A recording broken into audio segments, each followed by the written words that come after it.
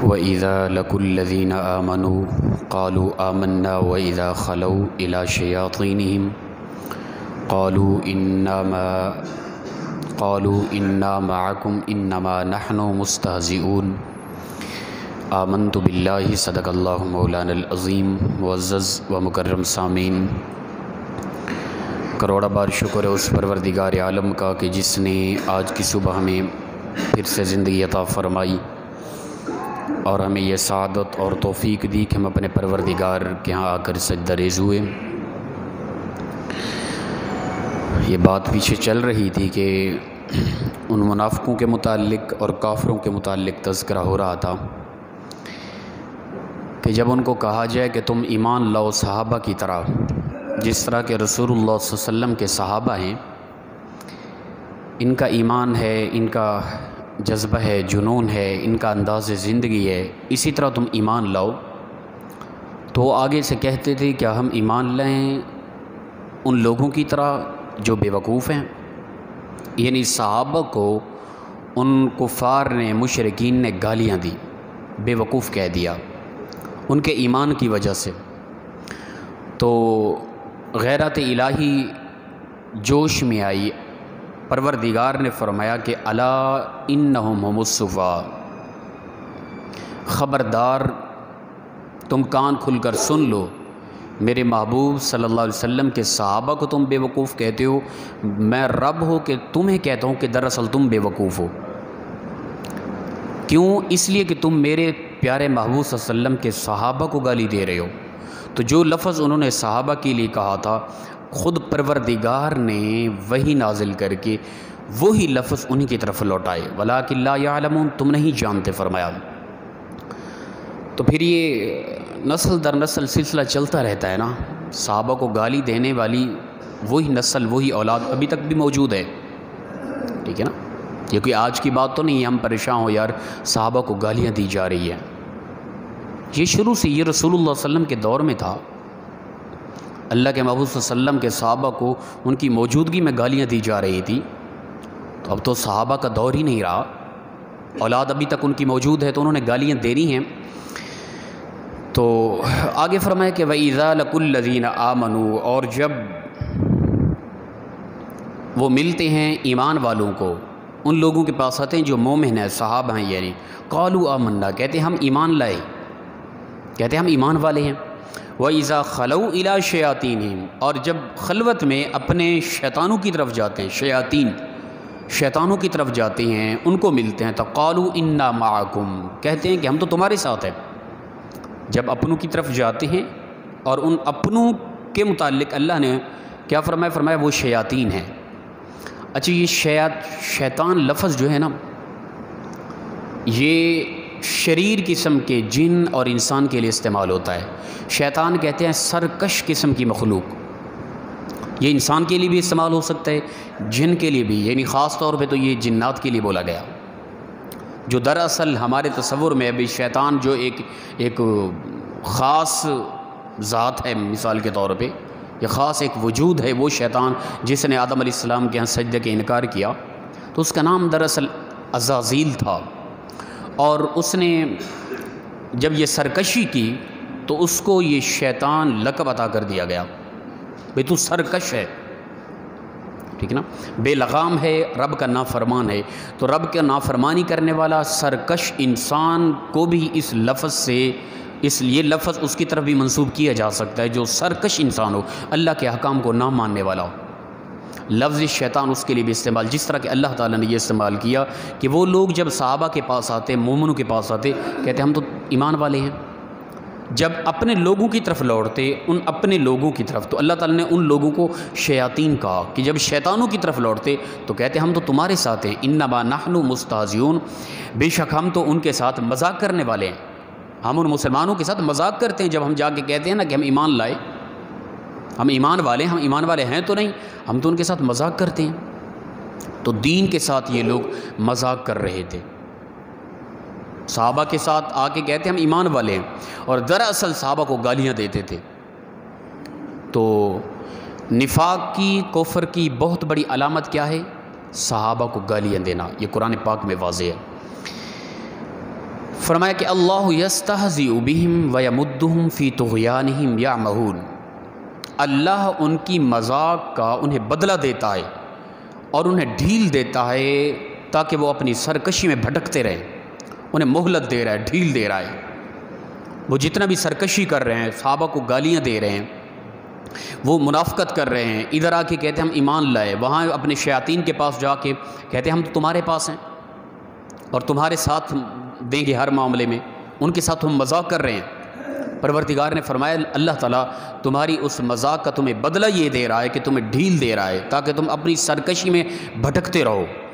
اولئک الذین اشتروا الضلالۃ بالہدی، فرمایا یہ وہی لوگ ہیں جنہوں نے گمراہی کو خرید لیا ہدایت کے بدلے۔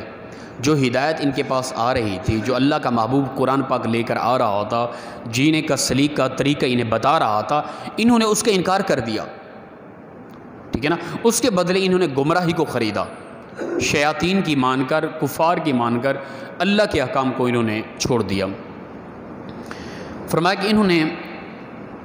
گمراہی کو خرید لیا ہدایت کے بدلے، فما ربحت تجارتہم وما کانوا مہتدین، ان کو ان کی اس تجارت نے کوئی نفع نہ دیا اور نہ یہ ہدایت پر آ سکے، یہ صحیح راہ پر نہ چلے۔ یہ جو ان کی تجارت تھی، یعنی گمراہی خریدی ہدایت کے بدلے، کوئی نفع نہ ملا انہیں، نہ دنیا میں نہ آخرت میں۔ دنیا میں بھی اللہ کی طرف سے انہیں شیاطین کہا گیا، آخرت میں بھی ان کے لیے جہنم تیار کر دی گئی ہے۔ مثلہم کمثل الذی استوقد نارا، مثال ان لوگوں کی ایسی ہے جیسا کہ ایک شخص نے آگ جلائی،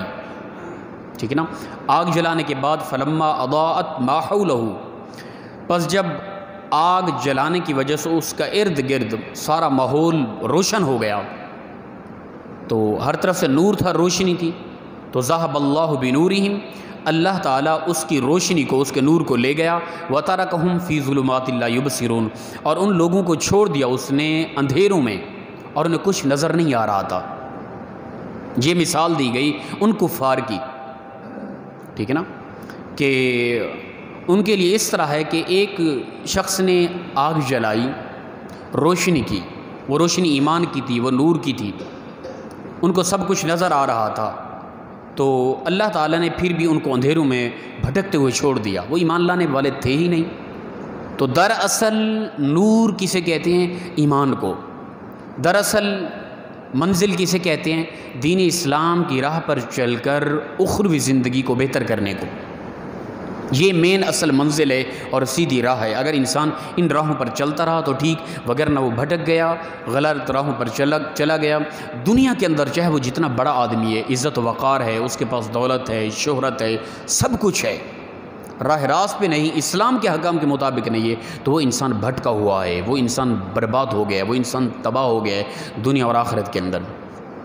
صم بکم عمی فہم لا یرجعون، فرمایا یہ بہرے ہیں، گونگے ہیں، یہ اندھے ہیں، یہ لوٹنے والے نہیں ہیں۔ ان کو جس قدر بھی سمجھایا جائے، دین کی باتیں جس قدر سمجھائی جائے انہیں، یہ اے محبوب لوٹنے والے نہیں ہیں، یہ مگن رہیں گے، یہ دین کی مخالفت کرتے رہیں گے۔ اب بھی ہیں اس طرح کے کچھ لوگ، چاہے وہ ہمارے ایوانوں میں بیٹھے ہوئے نظر آئیں، چاہے وہ اپنا مندروں کے حق میں بولتے رہیں کہ مندر تیار کراتے رہیں، یا وہ چرچ میں جا کے عید نمازیں پڑھتے رہیں اور ان کو دلائل بنا کے اپنی ذاتی طور پہ عید نماز پڑھنے کو چرچ میں دلائل بنا کے ایوانوں میں پیش کرتے رہیں۔ یہ ہمارے حکمران ہیں۔ یہاں بندہ لا حول ولا قوت ہی پڑھ سکتا ہے۔ ان لوگوں کو ہم نے اپنے یعنی مین ایوانوں کا بڑا بنا رکھا ہے، اور ان لوگوں نے ہمارے اس وطن عزیز پاکستان جو لا الہ الا اللہ کی بنیادوں پر بنا تھا، اس ملک کو چلانا ان لوگوں نے، جو کہتے ہیں کہ ہم نے خود چرچ میں نماز عید پڑھی ہے۔ بھئی تو نے چرچ میں عید نماز پڑھی، شرعی دلیل ہے کیا؟ بھئی تیری یہ خباثت ہے، تیری یہ شرارت ہے، تیری یہ شیطان کی ہے، تجھے علم ہی نہیں ہے، تو نے تو بڑی خباثت کی ہے، اور اسے دلیل بنا کے، شرعی دلیل بنا کے تو پورے معاشرے کے اندر پیش کر رہا ہے۔ اس میں بہت بڑے قصوروار ہم لوگ ہیں، یہ معاشرہ ہے، یہ قوم ہے، یاد رکھیں کہ ہم لوگوں نے اس طرح کے لوگوں کو آگے کیا ہے، اور ایسے لوگ سمجھنے والے نہیں ہیں۔ اللہ اکبر۔ پھر اللہ تعالیٰ اس طرح کے لوگوں کو رسوا بھی کرتا ہے، منہ بھی کالا کر دیتا ہے، ٹھیک ہے نا، وہ چاہے سیاہی کے ذریعے جس طرح کے بھی ہو، یہ اللہ کی طرف سے ہوتا ہے بعض اوقات۔ صم بکم عمی فہم لا یرجعون، فرمایا کہ بہرے ہیں، گنگے ہیں، یہ اندھے ہیں، یہ لوٹنے والے نہیں ہیں، انہیں کچھ سمجھ نہیں آ رہا، یہ اپنی طبیعت کے مطابق چلیں گے، اسے حق سمجھیں گے، جو ان کی طبیعت ان کا مزاج مانے گا اسے حق سمجھیں گے، حق کو تسلیم کرنے والے یہ لوگ نہیں ہیں۔ او کصیب من السماء، یا جیسا کہ آسمان سے پانی برسا، یہ مثال دی جا رہی ہے ان لوگوں کے لیے، یا جیسا کہ آسمان سے پانی برسا، فیہ ظلمات، اس کے اندر اندھیریاں تھیں، ورعد، اور کڑکدار آوازیں تھیں، کہ بادلوں کے اندر آوازیں ہوتی ہیں، جب بدل آتے ہیں تو اندھیرا سا چھا جاتا ہے، آوازیں ہوتی ہیں، ورعد وبرق، کڑکدار آوازیں ہوتی ہیں، بجلی چمکتی ہے، اور خطرناک سا ماحول محسوس ہوتا ہے۔ تو اس طرح کے ماحول میں یجعلون اصابعہم، تو وہ لوگ کر لیتے ہیں اپنی انگلیاں، فی آذانہم، اپنے کانوں میں، من الصواعق حذر الموت، اس سخت یعنی سنگین قسم کی آواز سے، موت کے ڈر سے، وہ جو آوازیں آ رہی ہیں کہیں آواز کی وجہ سے ہم مر ہی نہ جائیں، تو اپنی انگلیاں کانوں میں ڈال لیتے ہیں اس بجلی کی وجہ سے۔ اب میں کہتا ہوں کہ اللہ تعالیٰ یہ مثال دے رہا ہے کہ وہ کیسے لوگ ہیں کہ جو صرف اس آواز کی سماعت کی وجہ سے کانوں میں انگلیاں دے دیتے ہیں تاکہ ہم موت سے بچ جائیں۔ کیا وہ بجلی ان پر ٹوٹ پڑے تو یا وہ کانوں میں انگلی جو دی ہوئی ہیں ان کی وجہ سے وہ بچ جائیں گے؟ تو یہ مثال دی جا رہی کہ کتنا نادان ہے، کتنا یہ بے وقوف ہیں۔ اسی طرح کی مثال ہے ان کفار کی، ان مشرکین کی، ان منافقوں کی، جیسا کہ ایک آدمی اپنے بچاؤ کے لیے، بجلی کڑک رہی ہے، بجلی گرنے کا خطرہ ہے، وہ اپنی کانوں میں انگلیاں دے کر اپنی جان بچا رہا ہے۔ اللہ تعالیٰ فرماتا ہے واللہ محیط بالکافرین، اللہ نے احاطہ کیا ہوا ہے، گھیرے ہوا ہے اس طرح کے کافروں کو۔ اللہ تعالیٰ اس طرح کے کفار کے ارد گرد ہے، ہر طرف سے اس نے گھیرے ہوئے ہے، جب وہ چاہے جو چاہے ان کے ساتھ کر سکتا ہے۔ یکاد البرق یخطف ابصارہم، فرمایا کہ قریب ہے کہ اچک لے بجلی ان کی بینائی کو، ان کی آنکھوں کو، وہی جو بجلی جس کے ڈر کی وجہ سے وہ لوگ کانوں میں انگلیاں دی ہوئی ہیں، ان کی آواز کی وجہ سے ممکن ہے کہ ان کی آنکھیں جلا کے راکھ کر دے بجلی، تو کیا کریں گے یہ لوگ؟ تو یہ مثال دی جا رہی ہے، کلما اضاء لهم مشوا فیہ، جب روشن ہو جاتی ہے ان کے لیے، یعنی بجلی چمکتی ہے، روشنی پھیلتی ہے، تو اس روشنی میں وہ چلنے لگ جاتے ہیں۔ وَإِذَا أَظْلَمَ عَلَيْهِمْ قَامُوا، اور جب اندھیرا چھا جاتا ہے اس میں رک جاتے ہیں۔ ٹھیک ہے نا، یہ مثال دی جا رہی ہے ان لوگوں کے لیے جو کچھ منافقت میں تھے، کچھ ایمان یعنی تذبذب کا شکار تھے، بے اسلام حق ہے یا نہیں، کچھ باتیں انہیں سمجھ آتی، جب سمجھ آتی ان میں چل پڑتے، جن میں سمجھ نہ آتی پیچھے ہٹ جاتے۔ یہ ان لوگوں کی مثال دی جا رہی کہ ایسے لوگ ہیں، ان کی مثال ایسی ہے کہ جب روشنی آتی ہے ان کے سامنے چل پڑتے ہیں، اندھیروں میں رک جاتے ہیں، دین کے مشکلات میں رک جاتے ہیں، مشکلات میں ساتھ نہیں دیتے، دین میں آسانی ہوتی ہے تب چلتے رہتے ہیں۔ ہمارے ہاں بھی کچھ لوگ ہوتے ہیں،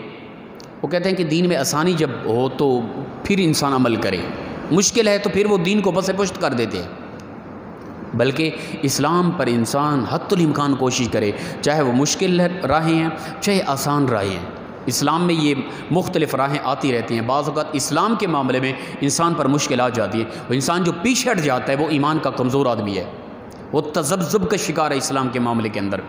وَلَوْ شَاءَ اللَّهُ لَذَهَبَ بِسَمْعِهِمْ وَأَبْصَارِهِمْ، اور اگر اللہ چاہتا تو لے جاتا ان کی سماعت اور ان کی بصارت کو، یعنی ان کو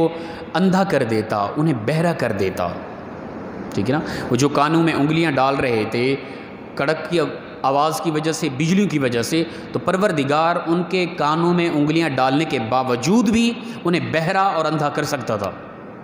واللہ ان اللہ علی کل شیء قدیر، اللہ ہر چاہنے والی چیز پر قدرت رکھتا ہے، وہ طاقت رکھتا ہے، وہ جب چاہے جو چاہے جس طرح چاہے ایک لمحے میں آنن فانن کن کہہ کے وہ کر سکتا ہے، وہ پوری کائنات کے وجود کو مٹائے، وہ کن کہے ہو جا تو سب کچھ ہو جائے۔ ٹھیک ہے نا، ایک لمحے کے اندر یہ کائنات کا وجود، یہ ہوائیں فضائیں، یہ اندھیرے اجالے، سب کچھ ایک لمحے سے پہلے بھی ختم ہو سکتا ہے، وہ چاہے تو۔ یہ اس کی طاقتیں، وہ بندوں کو وقت دیتا ہے، وہ مہلت دیتا ہے، وہ ڈھیل دیتا ہے، وہ سمجھاتا ہے، وہ قرآن کے ذریعے، وہ اپنے محبوب کے ذریعے، اپنے انبیاء کے ذریعے، وہ علماء کے ذریعے بندے کو سمجھاتا ہے، عقل دے کے، شعور دے کے، معاشرے کے اندر معاملات دکھا کے، ہر لحاظ سے اسے عبرت دکھا۔ انسان ہے اگر سمجھ گیا تو کامیاب، نہ سمجھا تو پھر اس کے لیے اخروی زندگی میں جہنم ہے، پھر یہ انسان کا ذاتی قصور ہے۔ اللہ کی رحمت ہے، وہ آوازیں دے رہی ہے، اگر انسان سمجھا تو کامیاب ہے، دنیا کے اندر دنیاوی حالات کو انسان دیکھ کر اگر کامیابی محسوس کرے یہ غلط ہے۔ دنیا میں ممکن ہے انسان پریشان حال ہو، دنیا میں ظاہر انسان ناکام نظر آئے، ہر حوالے سے ممکن ہے آخرت اس کی بہتر ہو۔ اگر آخرت بہتر ہے تو دنیا جس طرح کی بھی ہے اس کا کوئی مسئلہ نہیں ہے۔ تو دراصل کامیابی کس چیز کا نام ہے؟ کامیابی اس چیز کا نام ہے کہ انسان دنیا میں رہ کر جیسی بھی حالت میں ہے وہ اللہ کے احکام کے مطابق چلتا رہا، وہ دنیا میں بھی کامیاب ہے، آخرت میں بھی کامیاب ہے۔ دعا ہے پروردگار مخلصانہ انداز میں ہم سب کو عمل کی توفیق عطا فرمائے۔ وآخر دعوانا ان الحمد للہ رب العالمین۔